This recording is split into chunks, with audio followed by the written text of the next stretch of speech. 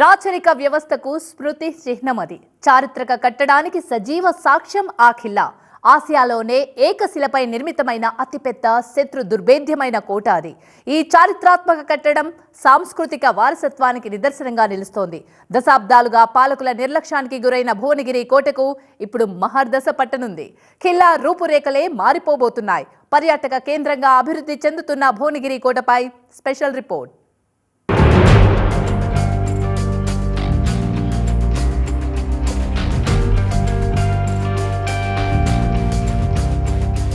కళ్యాణి చాళుక్యుల నుంచి రాచకొండ రాజుల వరకు, నిజాం నవాబుల నుంచి మొన్నటి తెలంగాణ ఉద్యమం వరకు ఎన్నో పోరాటాలకు, చారిత్రక ఘట్టాలకు సజీవ సాక్ష్యంగా నిలుస్తోంది ఈ భువనగిరి కోట. అలనాటి రాచరిక వైభవానికి, సంస్కృతి సాంప్రదాయాలకు అద్దం పడుతుంది ఈ కిల్లా. ఇప్పటికే పర్వతారోహణ శిక్షణలో ప్రసిద్ధి పొందిన ఈ భువనగిరి కిల్లాకు మహర్దశ పట్టనుందా? ఆదినారాయణ గారు అగరబత్తి తయారీ బిజినెస్ చేస్తూ సంవత్సరానికి 20 లక్షలు సంపాదిస్తున్నారు. మీరు ఆయన నుండి నేర్చుకోవాలా? అయితే ఇప్పుడే ఫ్రీడమ్ యాప్ని డౌన్లోడ్ చేసుకోండి.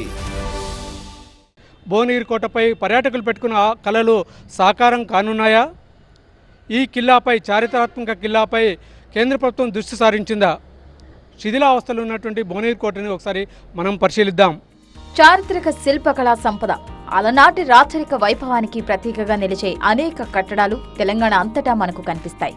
హైదరాబాద్లోని గోల్కొండ కోట తర్వాత అందరికీ గుర్తొచ్చేది భువనగిరి కిల్లా. ఎన్నో ఆశ్చర్యపరిచే నిర్మాణాలకు సౌధంగా ఈ దుర్గం నిలుస్తుంది. యాదాద్రి జిల్లా కేంద్రమైన భువనగిరిలో ఈ కిల్లా ఉంది. క్రీస్తు శకం 1126లో కళ్యాణి చాళుక్యుల వంశానికి చెందిన త్రిభువన మల్ల విక్రమాదిత్యుని కాలంలో భువనగిరి కోటను నిర్మించినట్టు చరిత్ర చెబుతుంది. ఆ తర్వాత కాకతీయ, బహమని, కుతుబ్ షాహీ, మొఘల్, అసఫ్జాహీ రాజులు భువనగిరి కోటను తమ సైనిక కేంద్రంగా చేసుకుని పాలించినట్టు చరిత్రలో నమోదైంది. 18వ శతాబ్దంలో సర్దార్ సర్వై పాపన ఈ కోటను స్థావరంగా చేసుకుని గోల్కొండ కోటను ఆక్రమించారు. ఆ తర్వాత మొన్నటి తొలి మలి తెలంగాణ ఉద్యమానికి ఈ కోట సాక్షిభూతంగా నిలిచింది. చారిత్రక నేపథ్యం కలిగిన భువనగిరి కిల్లాకు ఎన్నో ప్రత్యేకతలున్నాయి. ఏకశిల రాతిగుట్టపై నిర్మించిన ప్రాచీన కట్టడం భువనగిరి కోట. 610 మీటర్ల ఎత్తుతో రాష్ట్రంలోని అతి ఎత్తైన కొండగా దీనికి పేరుంది. అండాకారపు ఏకశిలా పర్వతమైన ఈ కొండ దక్షిణం నుంచి చూస్తే తాబేలులా, పడమర నుంచి చూస్తే పడుకున్న ఏనుగులా కనిపిస్తుంది. మనం ఇప్పుడు ఉన్నది భువనగిరి కిలా మీద. ఈ కిలాకు చాలా గొప్పదైన ప్రాశస్త్యం ఉంది. ఇది సముద్ర మట్టానికి మనకు 500 అడుగుల ఎత్తు మీదలో ఉంది. మన కింద గ్రౌండ్ లెవెల్ నుంచి 800 అడుగుల ఎత్తులో ఉంటుంది. సుమారు 146 ఎకరాల మాన్మెంటు. ఇది అన్యాక్రాంతం అయిపోయి మిగిలింది ఒకటి మనకు మోనోలిత్ రాక్ తోటి 42 ఎకరాల కొండ. ఇది ఏనుగు ఆకారం, పడుకున్న ఏనుగు ఆకారంలో ఉంటుంది కాబట్టి దూరం నుంచి పర్యాటకులు ఇటు బైపాస్ నుంచి చూస్తుంటే అట్రాక్టివ్గా కనిపిస్తుంది. ఈ కొండకు నైరుతి, ఆగ్నేయ దిశల నుంచి పైకి వెళ్లే మార్గాలున్నాయి. ప్రస్తుత మార్గం నైరుతి నుంచే ప్రారంభమవుతుంది. భువనగిరి కోట మొదటి ద్వారాన్ని ఉక్కు ద్వారం అంటారు. ఈ ద్వారాన్ని నిజాం తన సొంత ఖర్చుతో నిర్మించినట్టు చెబుతారు.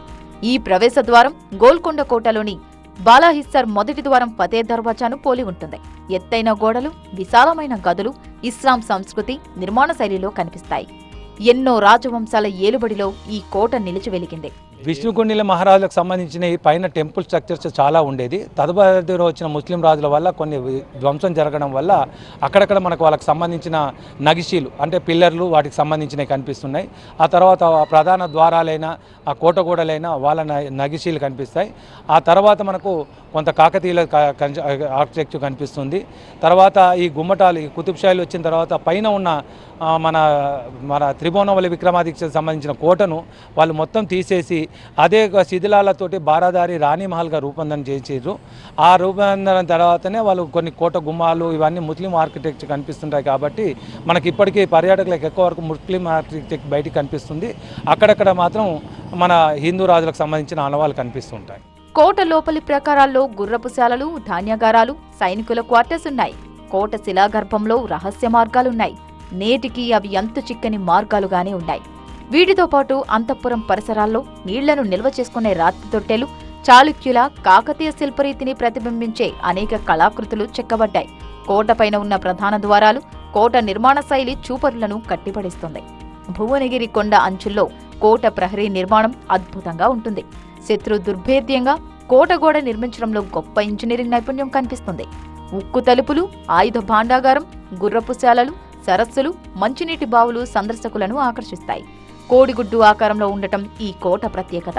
కొండపై 7 కోనేరులు సప్త సరస్సులుగా ప్రసిద్ధి చెందాయి. స్వదేశీ దర్శన్ పథకం ఎంపికతో చారిత్రాత్మక భువనగిరి కిల్లా అభివృద్ధికి అడుగులు పడనున్నాయి.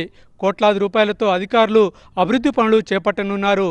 ఇక్కడ రోప్ వేతో పాటు పర్యాటకులకు అవసరమైనటువంటి వసతి కల్పన, అలాగే పర్యాటకులను ఆకర్షించేలా భవనాలు నిర్మించనున్నారు.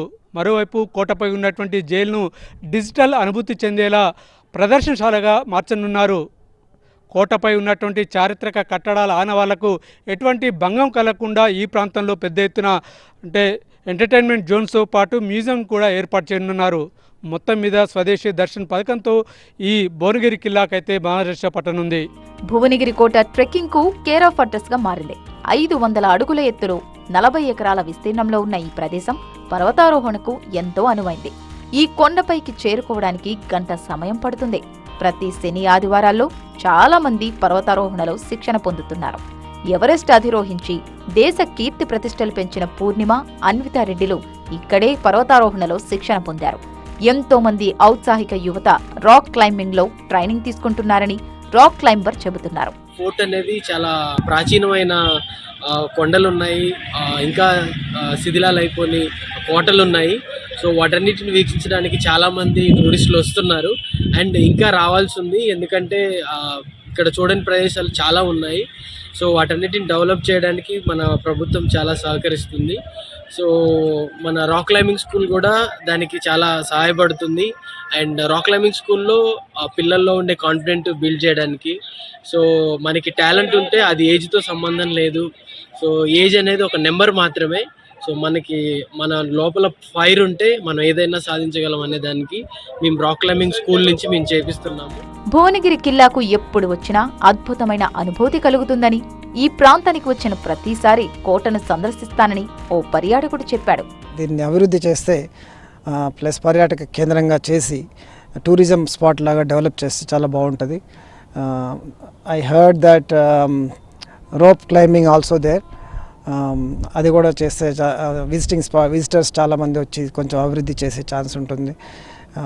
తర్వాత ఇక్కడ కొలన్పాక, తర్వాత ఇది యాదాద్రి అంతా కొంచెం మంచి టూరిజం స్పాట్కి చాలా మంచి వ్యూస్ ఉన్నాయి. ఇక్కడ సర్క్యూట్ లాగా చేసి అన్ని డెవలప్మెంట్ చేస్తే చాలా బాగుంటుంది. కిల్లా పైన భారీ నీటి కొలను వద్ద 50 సీట్ల కెపాసిటీ గల పార్టీ జోన్ను డెవలప్ చేస్తారు. ఇలాంటి చారిత్రక ప్రదేశంలో వివాహాలు, ఇతర శుభకార్యాలను జరుపుకునేలా తీర్చిదిద్దుతున్నారు. రాత్రిపూట కిల్లా శోభను చాటేలా లైటింగ్ ఏర్పాటు చేస్తున్నారు. భద్రత కోసం సీసీ కెమెరాలు, తదితర చర్యలు తీసుకుంటున్నారు. రాష్ట్రంలోని మొట్టమొదటి రోప్వే భువనగిరి కిల్లా దగ్గరే ఏర్పాటు చేస్తున్నారు. ఇప్పటికే పర్వతారోహణ శిక్షణలో దేశవ్యాప్తంగా పేరు గడించిన భువనగిరి కిల్లా ఖ్యాతి మరింత విస్తృతమయ్యే అవకాశం ఉంది. అదే సమయంలో స్థానికంగా వ్యాపార, ఉపాధి అవకాశాలు కూడా పెరగబోతున్నాయి. దేశంలోనే అతిపెద్ద ఏకశిలా పర్వతంపై ఉన్న ఈ భువనగిరి కోట పర్యాటకులను ఇప్పటికే విశేషంగా ఆకర్షిస్తోంది. ప్రపంచ ఆధ్యాత్మిక కేంద్రంగా విరాజిల్లుతున్న యాదాద్రి ఆలయం, కొలనుపాక ఈ భువనగిరి కోటలను కలుపుతూ టూరిజం సర్క్యూట్గా ఏర్పాటు చేయాల్సిన అవసరం ఉంది. ఇప్పటికే పర్వతారోహణ శిక్షణలో ప్రసిద్ధిగాంచిన ఈ భువనగిరి కోటను స్వదేశీ దర్శన్ ప్రాజెక్టులో పూర్తి స్థాయిలో అభివృద్ధి చేస్తే ప్రపంచ పర్యాటక కేంద్రంగా భువనగిరి కిల్లా మారడం ఖాయం. Camera persons Kushal, నరేందర్తో Revan, TV9 Bhuvanagiri.